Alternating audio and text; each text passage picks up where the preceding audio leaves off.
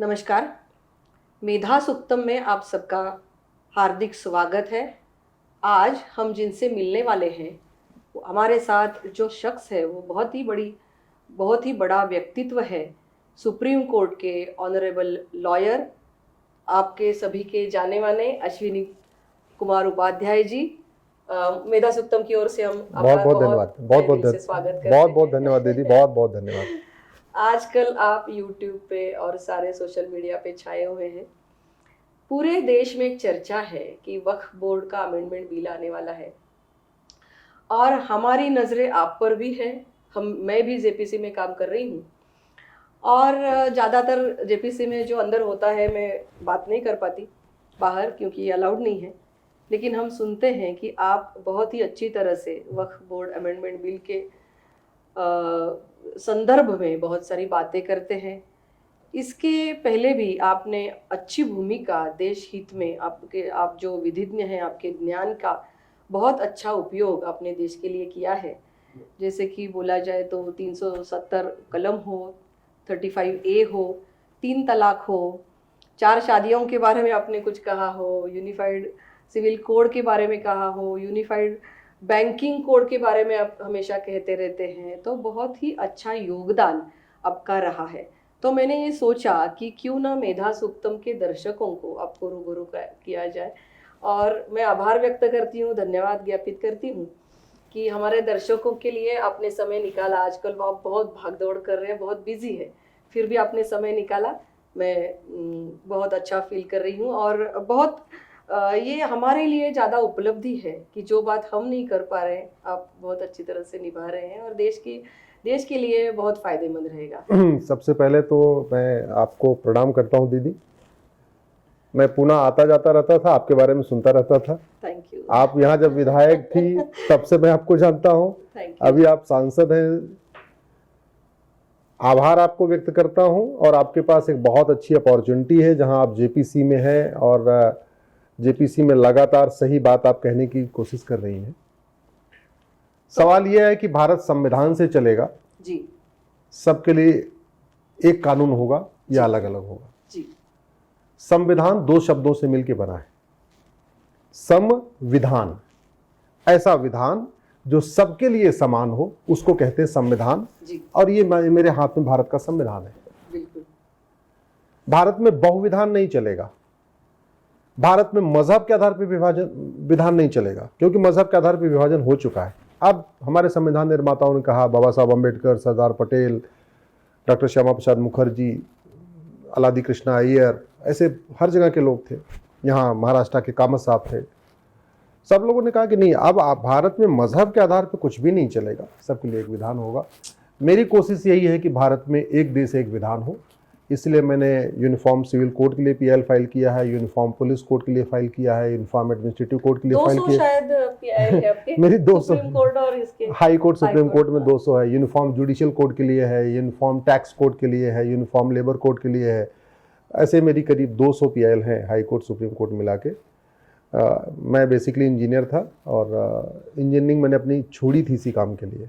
अच्छा। हाँ, मैं पहले मारुति में था, वहाँ छोड़ा मैंने इसी काम के लिए कि अब चलेंगे, अब सुप्रीम कोर्ट चलेंगे, वहाँ से देश की सेवा करेंगे। तो पहला सवाल हम इनसे पूछते हैं कि ये वक्फ क्या है और ऐसा कानून क्यों बनाया गया जो अलग अलग मजहब के लिए अलग अलग, हमारे देश में ऐसा बोर्ड क्यों बनाया गया, और अब क्या रिक्वायरमेंट है कि अमेंडमेंट किया जा रहा है, इसके बारे में अगर आप हमें जानकारी दे। ये दीदी मेरे हाथ में वक्फ एक्ट है जी। शुरुआत इसकी अंग्रेजों ने किया था 1917 में जी। उसके बाद फिर 1954 में इसको नेहरू जी ने बनाया, फिर इंदिरा जी ने इसको मजबूत किया, उसके बाद राजीव गांधी जी ने इसको बदला। 1995 में नरसिम्हा राव जी ने पुराना जितना चल रहा था सबको खत्म करके एक नया बना दिया। 2013 में जाते जाते मनमोहन सिंह जी ने इसको और बदल दिया। वक्फ का मतलब होता है दान करना, वक्फ का मतलब होता है चैरिटी करना, डोनेट करना। तो जैसे हिंदू, जैन, बौद्ध, सिख दान कहते हैं, उसी को मुस्लिम्स वक्फ कहते हैं, उसी को क्रिश्चियन चैरिटी कहते हैं। बात एक ही है। अब दुर्भाग्य आप देखिए, हम कहते हैं भारत में संविधान है, संविधान का मतलब एक देश एक विधान, जो कानून होना चाहिए सबके डॉक्टर लिए। श्यामा प्रसाद मुखर्जी ने भी यही कहा था कि कश्मीर के लिए अलग विधान, अलग निशान और अलग नहीं होना करार चाहिए। लगे चलेगा। तो एक देश एक विधान का मतलब ये हुआ कि फिर वक्फ एक्ट होना नहीं चाहिए। बिल्कुल। अगर वक्फ एक्ट है तो हिंदू के लिए हिंदू बोर्ड और हिंदू ट्रिब्यूनल क्यों नहीं है, जैन के लिए जैन बोर्ड जैन ट्रिब्यूनल क्यों नहीं है, बौद्ध के लिए बौद्ध बोर्ड बौद्ध ट्रिब्यूनल क्यों नहीं है, यहूदी के लिए अपना बोर्ड अपना ट्रिब्यूनल क्यों नहीं है, बहाई के लिए अपना बोर्ड अपना ट्रिब्यूनल क्यों नहीं है, पारसी रहते हैं भारत में उनके लिए अपना बोर्ड अपना ट्रिब्यूनल। ऐसे लगभग 100 रिलीजन भारत में रहते हैं, 100 बिलीफ को फॉलो करने वाले भारत में रहते हैं, किसी के लिए नहीं है। तो ये वक्फ का मतलब दान करना होता है, कोई रॉकेट साइंस नहीं है। ये वक्फ कोई ऐसी चीज नहीं है केवल मुस्लिम करते हैं। भारत में सबसे ज्यादा वक्फ तो हिंदू करते हैं, सबसे ज्यादा जो वक्फ करते हैं उसको दान कहते हैं, जैन करते हैं। पूरे देश में धर्मशाला बनवाते हैं, बिरला जी बिरला मंदिर बनवाते हैं, बिरला धर्मशाला बनवाते हैं। ऐसे हमारे जितने माहेश्वरी समाज के लोग हैं, हमारे जैन क्या बोलते हैं मारवाड़ी समाज के लोग हैं, हमारे जो है वैश्य समाज के लोग हैं, अग्रवाल समाज के लोग हैं, सबसे ज्यादा चैरिटी तो वो करते हैं। अनफॉर्चुनेटली उनके लिए कोई अलग से नियम कानून नहीं है, लेकिन वक्फ के लिए है। हमारा यही विरोध है कि एक देश में दो विधान नहीं चलेगा, नहीं चलेगा। 2013 में जो बहुत ज्यादा ताकत इस बोर्ड को दी गई वो क्या है? 2013 में क्या हुआ कि और 95 में पहले दी हाँ, थी। कांग्रेस की सरकार ने पुराना जो वक्फ एक्ट नेहरू जी वाला था 1954 का, उसको वापस ले लिया और 1995 में जो कानून बनाया उसमें क्या हुआ, इसको अनलिमिटेड पावर दे दिया। मतलब वो जहां हाथ रख दें वही उनकी जमीन हो गई। उनको कोई जांच नहीं करना, कोई इन्वेस्टिगेशन नहीं करना, कोई कागज नहीं दिखाना, किसी को नोटिस भेजने से पहले भी नहीं करना कि हाँ ये जमीन है किसकी नहीं है। कंडीशन क्या डाला कि एक अखबार में नोटिस देंगे कि ये जमीन वक्फ की है, अगर 30 दिन के अंदर किसी ने जवाब नहीं दिया तो वो जमीन ऑटोमेटिक वक्फ की हो जाएगी। भारत में ऐसे भी अखबार निकलते हैं जिसको 100 लोग भी नहीं पढ़ते। बिल्कुल। ऐसे भी अखबार निकलते हैं, आपके पुणे में भी निकलते होंगे, मुंबई में भी निकलते हैं, जो छपते हैं और ऑफिस में ही रहते हैं, बाहर कोई पढ़ता ही नहीं, खरीदता ही नहीं। तो उसमें यह भी नहीं लिखा कि किस अखबार में निकलना है, कि सर्कुलेशन वाइज टॉप 5 में निकलना है, टॉप 3 में निकलना है, स्टेट में जो सबसे ज्यादा सर्कुलेशन होगा उसमें निकलना, कहीं कुछ कंडीशन नहीं। 2 लाइन की नोटिस निकालना है कि 10 लाइन की नोटिस निकालना, ये भी नहीं लिखा। छोटे छोटे फॉन्ट में लिखना या बड़े बड़े फॉन्ट में लिखना, ये भी नहीं लिखा।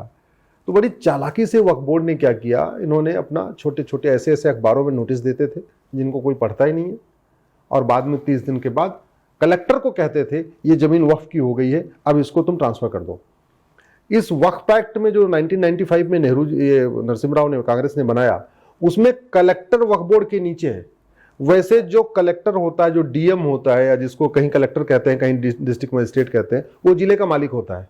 इवन वो कप्तान से ऊपर होता है, सबसे ऊपर होता है वो जिले का। एजुकेशन डिपार्टमेंट हो, पुलिस डिपार्टमेंट हो, रेवेन्यू डिपार्टमेंट, सबका हेड कौन होता है? डीएम होता है। आपके महाराष्ट्र में उसको डीसी कहते होंगे, कलेक्टर कहते हैं, डीसी कलेक्टर। लेकिन ये वक्फ बोर्ड जो है ये डीसी के भी ऊपर बैठा हुआ है। मतलब अगर ये कह दे वक्फ बोर्ड को कि ये जो फलाने वाला जो गांव है ये वक्फ बोर्ड का है, तो डीएम की इतनी हिम्मत नहीं है उससे बोले कि नहीं नहीं तुम गलत कह रहे हो, ये तो हम इस गांव को, ये गांव तो 3000 साल पुराना। अगर वक्फ बोर्ड कहेगा इसको खाली करा, उसको खाली कराना है। मतलब इसमें इतनी पावर दे दिया गया कि अगर सुप्रीम कोर्ट को ये वक्फ बोर्ड कह दे कि ये सुप्रीम कोर्ट वक्फ बोर्ड की प्रॉपर्टी पे है, तो सुप्रीम कोर्ट के जो रजिस्ट्रार जनरल हैं उस वक्फ बोर्ड की नोटिस को कोर्ट में चैलेंज नहीं कर सकते। उनको जाके उसी अमानुल्लाह खां जो वक्फ बोर्ड का अध्यक्ष है, अभी तो शायद ईडी उसको जेल में ईडी पकड़ के ले गई है, उस अमानुल्लाह खां के सामने जाके हाथ जोड़ना पड़ेगा, नहीं नहीं भैया ये सुप्रीम कोर्ट है, ये वक्फ बोर्ड की नहीं है। इतनी पावर दे दिया कि अगर राष्ट्रपति भवन को कह दे वक्फ बोर्ड, ये राष्ट्रपति भवन वक्फ बोर्ड की प्रॉपर्टी पे, और वक्फ बोर्ड को राष्ट्रपति भवन को वक्फ डिक्लेयर करने के लिए कोई कागज नहीं दिखाना, उसको ये नहीं दिखाना कि ये जो मुगल गार्डन है, ये राष्ट्रपति भवन है, ये मुगलों ना, उसको बस सिंपल नोटिस भेजना है। तो राष्ट्रपति भवन के जो अधिकारी हैं ना, वो कोर्ट में उस नोटिस को चैलेंज नहीं कर सकते हैं, उनको जाना पड़ेगा वक्फ बोर्ड के सामने जिसने नोटिस भेजा। तो मतलब वही चोर, ट्रिब्यूनल इज फाइनल, वही चोर, वही दरोगा, वही इन्वेस्टिगेटिव ऑफिसर और वही जज, सारी शक्तियां एक ही उसको दे दिया गया है। ये गलत है, ये भारत में नहीं होता है। और अभी जो हमने अमेंडमेंट में लिखा है, मतलब आने वाला है शायद, कि अमेंडमेंट में है लेकिन पास नहीं हुआ है, लेकिन उसमें है कि डिस्ट्रिक्ट मैजिस्ट्रेट को या डिस्ट्रिक्ट कलेक्टर को ये पावर्स दिए जाएंगे। अगर डिस्प्यूट है तो वो डिसाइड करेंगे, उसके सर्च निकलेगा, सर्वेयर होगा, सब निकलेगा। उनको मिर्ची लगी है वो बोल रहे हैं कि वो बायस होंगे, वो शासकीय अधिकारी कैसे कर सकता है, ये उनका ऑब्जेक्शन है। आप क्या कहना चाहेंगे इस पर, इसके ऊपर? उनका बहुत ही विरोध है कि डिस्ट्रिक्ट कलेक्टर को ये अधिकार नहीं जाने चाहिए, क्योंकि अगर सरकार के पास, सरकार उसके ऊपर है तो उसका इफेक्ट रहेगा। नहीं, वो क्यों विरोध कर रहे हैं आपको मैं बताता हूँ। जब देश आजाद हुआ तो वक्फ बोर्ड के पास 45,000 एकड़ जमीन थी, 45,000 एकड़ जमीन। आज की डेट में वक्फ बोर्ड के पास 9.5 लाख एकड़ जमीन है, यानी पिछले 75 साल में 9 लाख एकड़ जमीन बढ़ गई। वैसे मैं आपको बताऊं कि दुनिया के 50 देशों का जो क्षेत्रफल है ना, वो 10 लाख एकड़ से कम है। जैसे बहरीन का क्षेत्रफल है 75,000, मालदीव का क्षेत्रफल है 75,000 एकड़। भारत में वक्फ बोर्ड के पास लगभग 9.5 लाख एकड़ है, अभी 10 लाख एकड़ हो चुका है, 10 लाख एकड़ है, 10 लाख लेकर हो चुका है। इसका मतलब ये हुआ कि भारत में वक्फ बोर्ड के जमीन पे 12 मालदीव बन सकता है। बहरीन का क्षेत्रफल 1,75,000 एकड़ है, वक्फ बोर्ड के पास 10 लाख एकड़ है, यानी भारत में वक्फ बोर्ड के ऊपर 5 बहरीन बन सकता है। भारत में वक्फ बोर्ड के ऊपर 3 सिंगापुर बन सकता है। भारत में वक्फ बोर्ड के ऊपर 2 मॉरिशस बन सकता है। भारत में वक्फ बोर्ड के ऊपर 2 लग्जमबर्ग बन सकता है। 50 देशों का क्षेत्रफल 10 लाख एकड़ से कम है, और भारत में वक्फ बोर्ड के पास 10 लाख एकड़ जमीन है। वो इसलिए नहीं करना चाहते हैं क्योंकि सच्चाई ये है कि जैसे इसका विरोध कौन कर रहे हैं, जैसे ओवैसी हो गए, मदनी हो गए, बुखारी हो गए, बड़े बड़े पॉलिटिशियन, इन्होंने वक्फ बोर्ड के नाम पे 2-2 हजार एकड़ जमीन, 3-3 हजार एकड़ जमीन वक्फ बोर्ड के नाम पे इकट्ठा कर लिया है। उस पे फार्म हाउस खोल दिया है, उस पे उनके मैरिज हॉल चल रहे हैं, उस पे मतलब बड़ी बड़ी उस पे पार्टियां उनकी चल रही हैं। उसको उन्होंने किराए पे दे दिया है। बहुत सारी जगह तो दुकानें बना के उसको किराए पे उठा रखा है। मतलब दुनिया भर का उस पे वो सीधे सीधे, तो मैं अब नाम नहीं लेना चाहूँगा, लेकिन 3-4 ऐसे मैं नेताओं को जानता हूँ जिन्होंने लगभग 3-3 हजार एकड़ जमीन वक्फ बोर्ड की जमीन को कब्जा करके रखा हुआ है, अलग अलग नामों से, उसको लीज पे करके, ये करके, वो करके, अलग अलग। बहुत इसका फायदा गरीब मुस्लिमों को भी नहीं हो रहा। एकदम नहीं। मैं कह रहा हूं कि भारत में 99% मुस्लिम्स को वक्फ बोर्ड का कोई फायदा नहीं मिला, 0। इसका सारा का सारा फायदा वो जो पॉपुलर, जो मतलब स्ट्रॉन्ग मुस्लिम्स हैं, जो बड़े मुस्लिम हैं, जो अरबपति खरबपति मुस्लिम हैं, या वो मुस्लिम्स जो MP वगैरह बन चुके हैं, MLA बन चुके हैं, या वो मतलब जो बड़े प्रभावशाली मुस्लिम्स हैं, वही इसका फायदा उठा रहे हैं और वही इसका विरोध कर रहे हैं। सच्चाई ये है, इस समय वक्फ बोर्ड के खिलाफ 120 PIL चल रही पूरे देश भर में। उसमें से 20 PIL तो मुस्लिम्स ने फाइल किया हुआ है। मुसलमान भी इससे परेशान है, उनकी जमीनों को भी वक्फ डिक्लेयर कर करके उस पर कब्जा कर लिया, अपना काम कर रहे हैं। तो ये अनकॉन्स्टिट्यूशनल के साथ साथ ये अपने आप में एक तरीके से मुसलमानों के भी खिलाफ है, और मैं इसको अनकॉन्स्टिट्यूशनल इसलिए कहता हूं जी।